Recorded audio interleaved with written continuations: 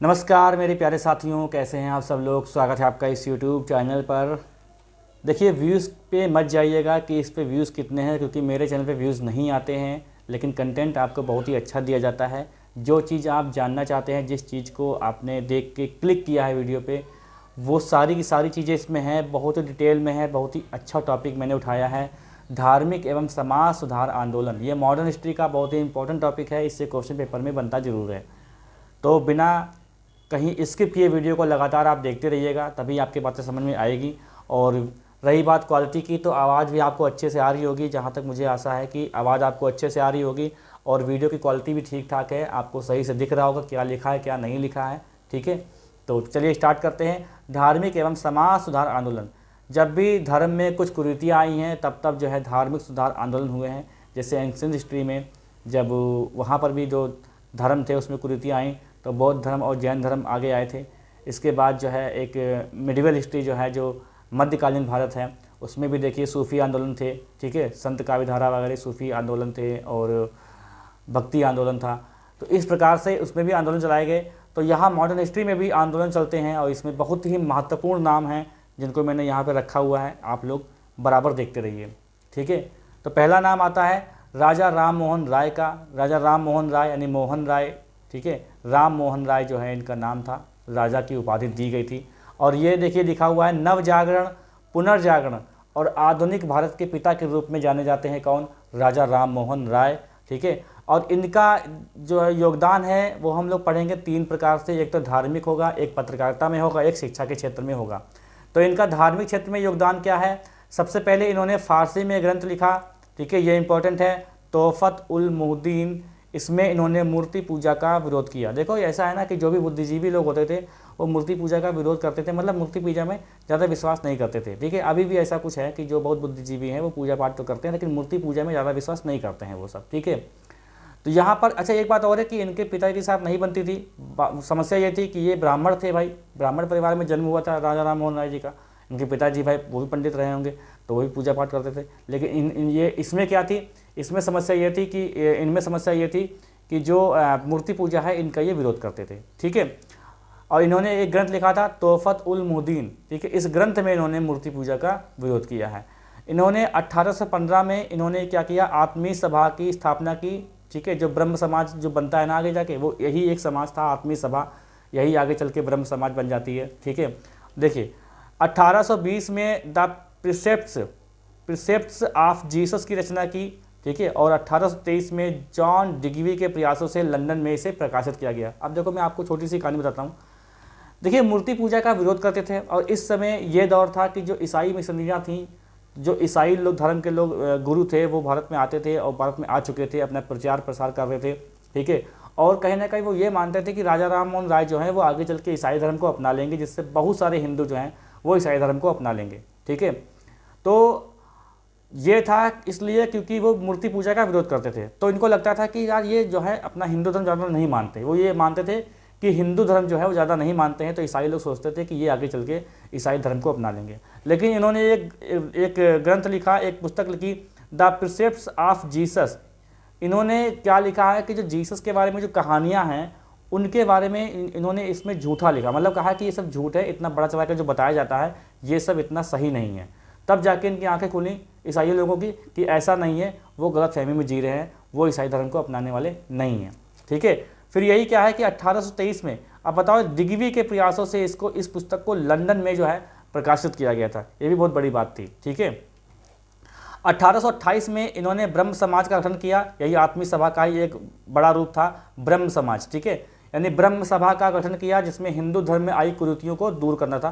देखिए हिंदू धर्म में बहुत सारी कुरीतियाँ थी, बहुत ज़्यादा परेशानी थी, छुआछूत बहुत ही चरम सीमा पर था उस समय। ठीक है, सती प्रथा भी चल रही थी, हिंदू विधवा जो है वो शादी नहीं कर सकती थी, काफ़ी समस्याएं थी।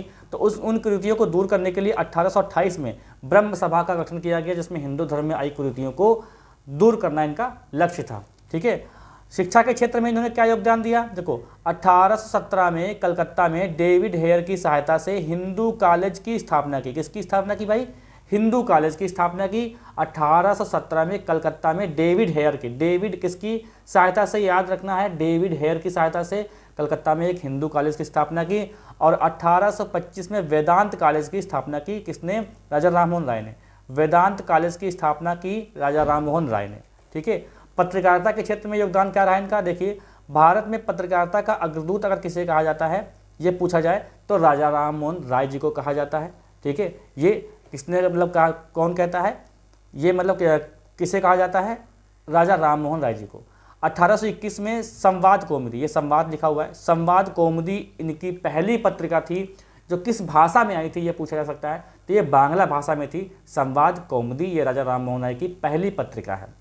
1822 में इनके द्वारा मिरात उल अखबार का प्रकाशन किया गया था, जो फारसी भाषा में था। किस भाषा में था? फारसी भाषा में। 1822 में ब्राह्मणिकल मैगजीन का प्रकाशन किया गया था, जो इंग्लिश भाषा में था। ठीक है। देखिए, सामाजिक दृष्टिकोण से इनके क्षेत्र में क्या योगदान रहा, ये भी देख लेते हैं। देखो, 1829 में राजा राम मोहन राय के प्रयासों से विलियम बेंटिंग ने सती प्रथा पर रोक लगाई। सती प्रथा का, देखिए, सती प्रथा बड़ा खतरनाक प्रथा थी, और इससे भी खतरनाक प्रथा थी जौहर वाली। देखो, जौहर में क्या होता, सती प्रथा और जौहर में अंतर क्या था कि जौहर में ऐसा था, जब राजा मर जाता था तो उनकी जो रानी होती थी, राजा की जितनी भी रानियाँ होती थी, वो अपने आप आग में कूद जाया करती थी। साथ ही साथ जो उनकी दासियाँ होती थी, वो सबके सब कूद जाया करती थी उसमें। ठीक है। और सती प्रथा में ये था कि अगर कोई व्यक्ति, आम आदमी व्यक्ति मर गया है, तो उसके साथ उस पत्नी को भी जिंदा उसी के साथ जला दिया जाता था। ये सती प्रथा था। तो काफ़ी दर्दनाक मतलब जो है एक रिवाज था, जिसको अंत किया था राजा राम मोहन राय के प्रयासों से विलियम बेंटिंग ने। ठीक है। 1830 में अकबर द्वितीय ने इन्हें राजा की उपाधि दी। पहले इनका नाम क्या था? राम मोहन राय। राजा की उपाधि दी थी अकबर द्वितीय ने 1830 में। ऐसा था कि अकबर द्वितीय जो है इनको अपना राजदूत बनाकर ब्रिटेन भेजते हैं और सिफारिश करते हैं कि जाओ भैया वहाँ बताओ जाके कि जो आपके भारत, जो आपका प्रशासन चल रहा है भारत में, उनके द्वारा जो राजा हैं मतलब भारत में, उनकी बिल्कुल भी इज्जत नहीं की जा रही, उनका बिल्कुल भी सम्मान नहीं किया जा रहा है। इसलिए थोड़ा सा जो है इसमें ध्यान दें कि जो भारत में जो राजा हैं मुगल वंश के हैं, या और भी जो राजा, खासकर मुगल वंश के जो मतलब एक इस समय राजा थे अकबर द्वितीय, तो उनका सम्मान किया जाए। ठीक है। उनको इज्जत दी जाए, इसलिए राजा राम मोहन जी को भेजा गया था। और राजा राम मोहन राय की जो मृत्यु हो जाती है 1830 में, अब वहाँ से क्या संदेश लेके आना था, वो राजा राम मोहन राय जी के साथ ही खत्म हो गया, क्योंकि वहीं पे उनकी डेथ हो गई थी 1830 में। ठीक है। यहाँ पे लिखा हुआ है 1830 में ब्रिटेन के ब्रिस्टल में इनकी मृत्यु हो गई थी। ठीक है। फिर इसके बाद जो है कार्यभार संभाला था देवेंद्र नाथ टैगोर जी ने। ठीक है। इसके बाद जो है कार्यभार संभाला था देवेंद्र नाथ टैगोर जी ने कार्यभार संभाला था। ठीक है। और देखिए, ये जो है जब राजा राम मोहन राय जी जब गए थे वहाँ पे ब्रिटेन, तो अपने जो पद है उसका अस्थायी जो है एक अध्यक्ष बना दिया था, जिसकी जिम्मेदारी दे दी गई थी रामचंद्र बागीस को। रामचंद्र बागीस नाम के व्यक्ति थे, अपने पद की जिम्मेदारी जो है अस्थायी तौर पर दे दिया था रामचंद्र बागीस जी को, कि आप देखो हम ब्रिटेन होकर भी आते हैं। ठीक है। फिर क्या हुआ कि इनकी मृत्यु जो है 1800, फिर इसके बाद क्या हुआ कि कार्यभार जो है द्वारका नाथ टैगोर जी ने संभाला, क्योंकि जो बागीस थे इनको हटा दिया गया। फिर उसके बाद जो है कार्यभार संभाला था द्वारका नाथ टैगोर जी ने। फिर इनकी भी मृत्यु हो जाती है 1843 में। इनकी मृत्यु होने के बाद देवेंद्र नाथ टैगोर ने ब्रह्म समाज का कार्यभार संभाला था। देवेंद्र नाथ टैगोर ने ब्रह्म समाज का कार्यभार संभाला। और केशव चंद्र सेन जो थे, इनको आचार्य का पद दिया गया। जो केशव चंद्र सेन थे, इनको आचार्य का पद दिया गया। ये बहुत उदारवादी थे। इन्होंने क्या किया, इनके ही समय में ब्रह्म समाज का बहुत ज़्यादा विस्तार हुआ था। इनके ही समय में ये बहुत उदारवादी थे। इन्होंने क्या किया कि सभी धर्मों के लिए ब्रह्म समाज के रास्ते खोल दिए कि आओ भैया अपने डिस्कस करो, जो चाहे वो इसमें आ सकता है ब्रह्म समाज। ठीक है। सभी धर्मों के लिए था, पहले हिंदू के लिए था, फिर सभी धर्मों के लिए हो गया। फिर क्या हुआ कि अब इसी बात से नाराज होकर क्या किया, देवेंद्र नाथ जो टैगोर हैं, इन्होंने इनको जो है इस पद से हटा दिया। तभी आगे चलकर जो है ब्रह्म समाज दो भागों में बढ़ जाता है। एक तो होता है ब्रह्म समाज, एक होता है आदि ब्रह्म समाज। तो आदि ब्रह्म समाज जो होता है ये चलाते हैं केशव चंद्र सेन। और केशव चंद्र सेन ने जो है ब्रह्म समाज में एक विवाह को पारित करवाया था। विवाह को मतलब जिसका विवाह होगा उसका होगा रजिस्ट्रेशन। ये एक प्रस्ताव पारित किया था केशव चंद्र सेन जी ने। और इन्होंने क्या किया था, अपनी छोटी पुत्री का विवाह कर दिया था। तो कुछ इससे कुछ नाराज हो गए थे। मतलब इनकी 13 साल की पुत्री थी, 13 या 12 साल की पुत्री थी, तो उसका विवाह कर दिया था बिहार के कुछ एक व्यक्ति था उसके साथ, या राजा था बिहार का। ठीक है। तो इससे कुछ नाराज हो गए थे लोग। तो क्या किया था, 1878 में आदि ब्रह्म समाज भी दो भागों में बट गया था। ठीक है। चलिए अब देखते हैं हम लोग दयानंद सरस्वती जी के बारे में। इनका मूल नाम क्या था? देखो पहली बात देखते हैं कि आर्य समाज की स्थापना की इन्होंने। आर्य समाज और ब्रह्म समाज में अंतर यह है कि ब्रह्म समाज के जो प्रवर्तक हैं वो दयानंद सरस्वती से काफ़ी बड़े थे, ठीक है, और दयानंद सरस्वती जो हैं ये बाद में आए हैं। तो आर्य समाज की स्थापना जो है वो दयानंद सरस्वती जी ने की है। और हिंदू धर्म ये किस लिए की थी? तो हिंदू धर्म में एवं संस्कृति को प्रतिष्ठित करने के लिए ये आर्य समाज की स्थापना की गई थी, ठीक है। दयानंद सरस्वती जी का मूल नाम क्या था, ये पूछा गया है कई बार पेपर में। तो इनका मूल नाम था मूल शंकर, मूल शंकर इनका मूल नाम था। और स्वामी पूर्णानंद द्वारा सरस्वती जी का जो है दयानंद सरस्वती नाम दिया गया था, स्वामी पूर्णानंद द्वारा, ठीक है। अगर कोई कहे कि मूल शंकर जो नाम था इनका नाम दयानंद सरस्वती किसने रखा था, तो स्वामी पूर्णानंद द्वारा इनका नाम रखा गया दयानंद सरस्वती, ठीक है। इनके वास्तविक गुरु कौन थे? स्वामी विरजानंद जो है इनके वास्तविक गुरु थे। और 1863 में धर्म प्रचार के लिए आगरा में पाखंड खंडनी पताका फहराई थी, ठीक है। धर्म प्रचार गए थे तो वहाँ पर जो पाखंडी लोग थे, ठीक है, तो उनके लिए क्या किया, एक पाखंड खंडनी नामक जो है पताका लहराई थी। कहाँ लहराई थी? आगरा में। 1875 में बम्बई में आर्य समाज की स्थापना की गई थी, ठीक है। और 1877 में अपना मुख्यालय कहाँ बनाया था? लाहौर में इन्होंने अपना मुख्यालय बनाया था, ठीक है। और वेदों की ओर लौटो स्वामी दयानंद सरस्वती जी का ही नारा है। देखिए यहाँ पर वेदों शब्द आ गया है, तो इसका मतलब क्या है कि ये वर्ण व्यवस्था को स्वीकार करते थे, ठीक है, जबकि ब्रह्म समाज में ऐसा नहीं था। आर्य समाज में क्या था कि वर्ण व्यवस्था, क्योंकि वेदों में 4 वर्णों का वर्णन है, तो इसलिए हम ये कह सकते हैं कि जो दयानंद सरस्वती जी हैं इन्होंने वर्ण व्यवस्था को स्वीकारा था, ठीक है, ठीक है। 1874 में इन्होंने सत्यार्थ प्रकाश की रचना की थी। सत्यार्थ प्रकाश कि जो लोग, ऐसा है ना, मतलब जो लोग जो हैं धर्म में परिवर्तन हो गया है या फिर जो धर्म परिवर्तन करना चाहते हैं हिंदू से, उनको वापस लाना, और जिन्होंने धर्म परिवर्तन कर लिया है वो वापस फिर से आ गए हैं तो उनमें कुछ सुधार करना, ठीक है, उनको शुद्ध करना, ये सब इन्होंने प्रयास किया। और इन्होंने सबसे पहले जो है हिंदी को राष्ट्रभाषा स्वीकारा। किन्होंने हिंदी को सबसे पहले राष्ट्रभाषा स्वीकारा है? तो दयानंद सरस्वती जी ने हिंदी को सबसे पहले राष्ट्रभाषा स्वीकारा है। गौ रक्षा के लिए एक समिति का गठन किसने किया था? दयानंद सरस्वती जी ने किया था, ठीक है। और 1885 में दयानंद सरस्वती जी की मृत्यु के बाद यह समाज जो है 2 भागों में बटा। देखो जब भी किसी की मृत्यु हुई है, चाहे वो गौतम बुद्ध की हो चाहे वो महावीर स्वामी की हो, उसके बाद धर्म बटा जरूर है। तो बताएं होता क्या है कि कुछ लोग कुछ पॉइंट्स जो हैं नहीं पसंद कर रहे होते हैं और कुछ लोग पसंद कर रहे होते हैं। तो जब वो मर जाते हैं तो क्या करते हैं कि अपना अपना अलग अलग कर लेते हैं, बांट लेते हैं वो सब, ठीक है। तो यही एक होता था कि बांट लिया था इन लोगों ने। 1866 में देखो जो 2 भागों में बांटा था उसकी समस्या क्या थी? जो 2 भागों में बांट दिया गया था, तो 2 भागों जो बांटा था इसका मतलब ये था कि एक भाग ऐसा था कि जो वेदों की शिक्षा के साथ साथ पश्चिमी क्षेत्र है यानी इंग्लिश, उसको भी महत्व देते थे। एक ये था, एक वो था जो सिर्फ वेदों की शिक्षा को ही महत्व देते थे। तो देखो क्या हुआ था, 1886 में एक डीएवी की स्थापना हुई लाहौर में। इसका मतलब क्या हुआ? इसका मतलब ये हुआ दयानंद एंग्लोमेटिक वैदिक कॉलेज, ठीक है। और एक 1902 में एक गुरुकुल विश्वविद्यालय की स्थापना हुई थी हरिद्वार में, जहां पर वेदों की ही खाली शिक्षा दी जाती थी। तो 2 भागों में बंटना मतलब ये था कि जो सिर्फ वेदों की शिक्षा में विश्वास रखते थे, और एक भाग वो था जो वेदों की शिक्षा के साथ साथ पश्चिमोत्तर की जो शिक्षा है उसका भी महत्व समझते थे, ठीक है।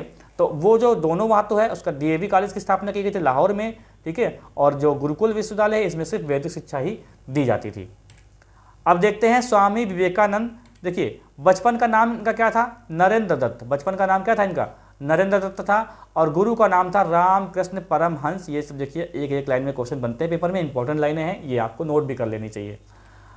खेतड़ी के राजा ने इनका नाम स्वामी विवेकानंद रखा। खेतड़ी के राजा थे, ठीक है, उन्होंने इनका नाम रखा था स्वामी विवेकानंद। बाकी इनका नाम क्या था? इनका नाम था नरेंद्र दत्त।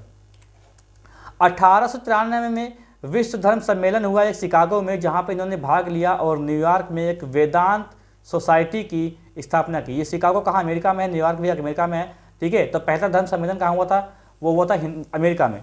तो 1893 में स्वामी विवेकानंद जी गए थे और अपने हिंदू धर्म की विशेषताओं, उसकी उदारता के बारे में वर्णन किया था। तो काफ़ी सराहना हुई थी उनकी, काफ़ी जो है सम्मान हुआ था उनका। तो शिकागो में हुआ था ये सम्मेलन। और वहीं पर न्यूयॉर्क में इन्होंने वेदांत सोसाइटी की स्थापना की थी। किसने की थी? स्वामी विवेकानंद जी ने की थी। 1896 में भारत लौटने पर इन्होंने रामकृष्ण मिशन की स्थापना की थी, ये भी एक इंपॉर्टेंट क्वेश्चन है। और 1900 में, सन 1900 में दूसरा विश्व धर्म सम्मेलन हुआ था पेरिस में। ये पूछा गया क्वेश्चन है कि दूसरा कब हुआ था, तो इसमें भी इन्होंने भाग लिया था, इसलिए इंपॉर्टेंट है ये कि पहला हुआ था पेरिस में, पहला हुआ था शिकागो में, दूसरा हुआ था कहाँ, पेरिस में हुआ था। तो सन 1900 में दूसरा विश्व धर्म सम्मेलन हुआ था पेरिस में, जहाँ पर इन्होंने फिर से भाग लिया था। और इन्हें आध्यात्मिक गुरु की संज्ञा किसने दी है, यह क्वेश्चन पूछा गया है। तो सुभाष चंद्र बोस ने जो है इन्हें आध्यात्मिक गुरु की संज्ञा दी है। क्या दी है, आध्यात्मिक गुरु की संज्ञा दी है। ठीक है, अब देखते हैं कुछ अन्य महत्वपूर्ण संगठन। देखो, जिसमें देखते हैं वेद समाज, इसकी स्थापना जो है श्री धराल नायडू ने, इसकी स्थापना किसने की थी, श्री धराल नायडू ने की थी 1864 में, मद्रास में की थी। वेद समाज की स्थापना पूछी गई है, तो श्री धराल नायडू ने 1864 में वेद समाज की स्थापना की मद्रास में। यह दक्षिण भारत का ब्रह्म समाज के नाम से जाना जाता था।